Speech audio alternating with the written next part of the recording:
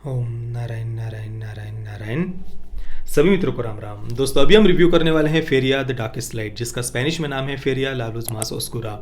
इस नेटफ्लिक्स की नई स्पेनिश फैंटेसी थ्रिलर सीरीज का, इसे फैंटेसी थ्रिलर कहने की अपेक्षा एक ऑकल्ट हॉरर सीरीज कहना ज़्यादा सही रहेगा, क्योंकि इसमें वही काला जादू, काली शक्तियों की पूजा वगैरह वगैरह वो सब बातें दिखाई गई है। इसमें लगभग 50-50 मिनट के 8 एपिसोड्स हैं। 28 जनवरी इसी हफ्ते नेटफ्लिक्स पर इसे रिलीज़ किया गया और नेटफ्लिक्स ने इसे हिंदी में भी डब करवाया है। अब सबसे पहले कहानी की हम बात करते हैं। स्पेन के अंदलुसिया क्षेत्र के एक छोटे से गांव की ये कहानी है। दो टाइमलाइन में कहानी चल रही है, 1975 और 1995। मुख्य कहानी अभी 1995 के समय में ही है, पर बीच बीच में फ्लैशबैक में 1975 की भी थोड़ी सी बातें कुछ हमें दिखाई गई है। तो ये जो मैंने आपको बताया, कुछ काली जादू, काली शक्तियों की पूजा करने वाला एक दिमाग से पैदल लोगों का कुछ ग्रुप है जो नर्क का द्वार खोलना चाहते हैं। तो उन्होंने 1975 में भी ट्राई किया था, पर तब उन्हें सफलता नहीं मिली थी। तो अभी 20 वर्षों के बाद में 1995 में फिर से एक बार ये नर्क का द्वार खोलने का प्रयास कर रहे हैं। एक परिवार है, सोफिया और इवा, ये दोनों बहनें हैं। इस परिवार से कुछ इस कल्ट के कुछ ऐसे तार जुड़े हुए हैं। तो सोफिया और इवा की जो माँ है, उसके साथ में 1975 में ये नर्क का द्वार खोलने का प्रयास किया था। तो कुछ पाँच स्टेप से 5 लेवल है। इन 5 लेवल से होकर उन्हें गुजरना होता है और 5वीं लेवल कंप्लीट होने के बाद में ये नर्क का द्वार खुल जाता है।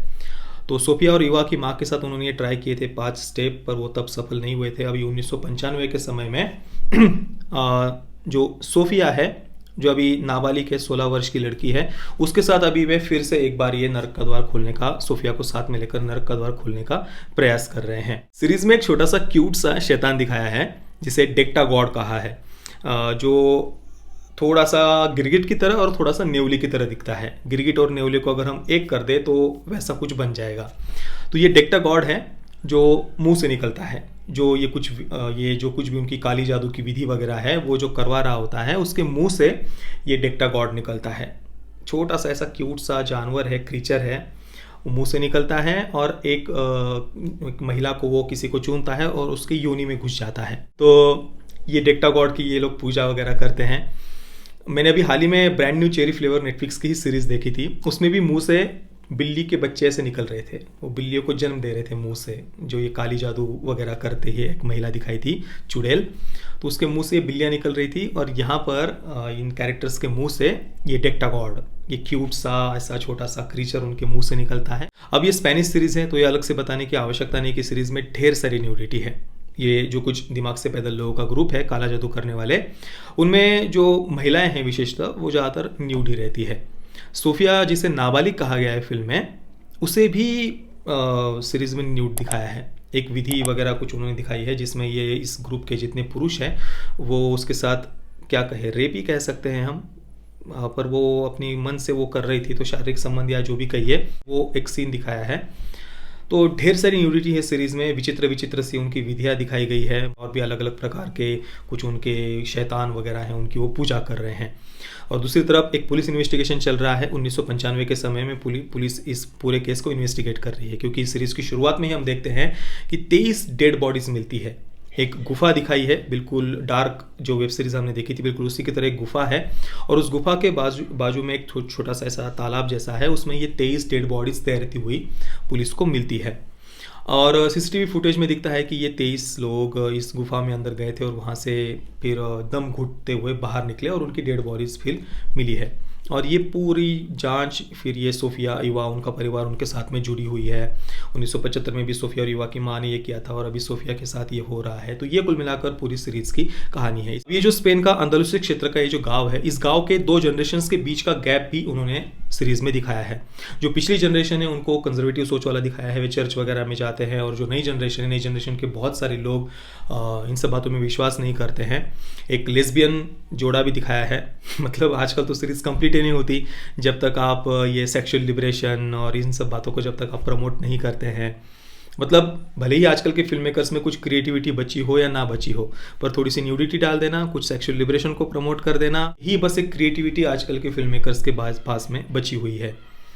तो ये जनरेशन के बीच का गैप, ये कुछ काला जादू चल रहा है, पुलिस इन्वेस्टिगेशन चल रहा है। सोफिया और युवा दोनों के दोनों ही कैरेक्टर्स बड़े ही अनलाइकेबल थे, इरिटेटिंग थे। दोनों ही, सोफिया और युवा, विशेषतः सोफिया का कैरेक्टर, भाई उनको झेला नहीं जाता, मतलब क्रिंज फील होता है सोफिया और युवा दोनों की तरफ देखकर। तो लगभग इस सीरीज के सारे कैरेक्टर्स पूरी तरीके से अनलाइकेबल थे, पर फिर भी ये सारी जो वियर्ड सी बातें हो रही थी ना, उन वियर्ड सी बातों के कारण थोड़ा सा सीरीज के साथ हम बने रहते हैं। मतलब कंप्लीट कर पाया मैं सीरीज, कुछ ज़्यादा इंटरेस्ट तो नहीं बन रहा था कहानी में, पर फिर भी देख पाते हैं हम आखिर तक सीरीज। सोफिया और युवा का कैरेक्टर थोड़ा सा हमें इरिटेट करता है, पर बाकी तो ठीक है, ज़्यादा कुछ इंटरेस्ट भी नहीं बन रहा था और ज़्यादा मैं कुछ हेट भी नहीं कर पा रहा था। सीरीज चलती जा रही थी और मैं देखते जा रहा था, कुछ वियर्ड सी बातें सीरीज में दिखती जा रही थी। हालांकि मतलब जो कुछ उन्होंने एक फैंटेसी थ्रिलर सीरीज़ है, या कुछ काला जादू वगैरह, या जो कुछ शैतान उनको दिखाना था, कुछ अलग थोड़ा सा डिज़ाइन उस शैतान का बनाते तो ज़्यादा वो बढ़िया लगता। एक तो वो जो क्यूट सा छोटा सा कुछ क्रीचर उन्होंने दिखाया है, वो सच में क्यूट लग रहा था, शैतान की तरह लग ही नहीं रहा था। और एंडिंग में भी उन्होंने एक क्या कहे, किसी एक घोड़े की तरह एक क्रीचर दिखाया है जिसके शरीर पर चमड़ी नहीं है, घोड़े के जैसा ही उसका शेप वगैरह था। तो वो भी कुछ खास ऐसा डीमन या कुछ ऐसा शैतान वगैरह लग नहीं रहा था। और बिल्कुल एंडिंग में एक गुफा के अंदर से ऐसा कुछ चेहरा, एक भयानक सा कुछ शैतान आते हुए बाहर दिखता है, वो बस कुछ सेकंड के लिए, और वहाँ पर सीरीज खत्म हो जाती है।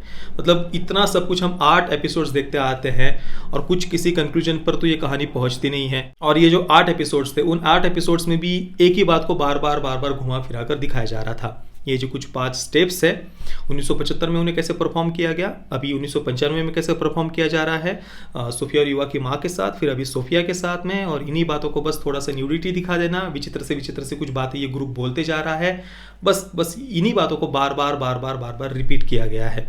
कुछ ट्विस्ट टर्न्स, इंटरेस्टिंग कैरेक्टर्स हो, या ये जो गुफा उन्होंने दिखाई है, गुफा के अंदर एक क्या उसे टेम्पल कहा गया है, तो ये किसने बनाया, क्यों बनाया, इसके पीछे का कुछ इतिहास हमें जानने को नहीं मिलता। या ये जो सोफिया युवा का जो परिवार है, ये परिवार इसके साथ में कैसे जुड़ा, उसके पीछे का भी मतलब कुछ खास ऐसी बातें इस ग्रुप के बारे में भी जानने को नहीं मिलती। इसकी शुरुआत कब हुई थी, और इतने अगर हज़ारों वर्ष पुराना इसका अगर इतिहास है, तो आज तक ये कंप्लीट क्यों नहीं हो पाया, ये विधि क्यों आज तक ये शैतान, ये नरक का दरवाज़ा खुल नहीं पाया, और अभी आकर इस सोफिया पर ही सब कुछ अटक जाता है। सोफिया के द्वारा ही कैसे कंप्लीट होगा, मतलब क्या आज तक सोफिया जैसा कोई भी इन्हें नहीं मिला था, या सोफिया या उसकी माँ में क्या स्पेशल था, कुछ भी किसी भी प्रश्न का उत्तर हमें सीरीज़ में नहीं मिलता है। कुल मिलाकर ठीक है, आपको अगर कुछ वियर्ड सा देखना है तो देख सकते हैं, बाकी तो सीरीज़ में कुछ ऐसा खास देखने जैसा नहीं था। बाकी वियर्ड बातें ही देखनी तो इससे 1000 गुना ज़्यादा वियर्ड बातें वो ब्रांड न्यू चेरी फ्लेवर में थी। तो कुल मिलाकर फेरिया द डार्केस्ट लाइट एक डिसअपॉइंटिंग ही सीरीज़ थी ओवरऑल।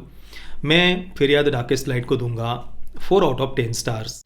बाकी पेरेंटल गाइडेंस के बारे में तो हमने लगभग बात कर ही ली है, ढेर सारी न्यूडिटी है, वायलेंस है, विचित्र सी बातें हैं, सब कुछ है सीरीज़ में, तो परिवार के साथ देखने जैसे तो ये बिल्कुल भी नहीं है। बाकी दोस्तों, आपने अगर इस सीरीज़ को देख लिया है तो आपका एक्सपीरियंस कैसा रहा मुझे आप नीचे कमेंट में अवश्य बताना। ये वीडियो देखने के लिए आप सभी मित्रों का बहुत बहुत धन्यवाद। जय श्री राम, वंदे मातरम।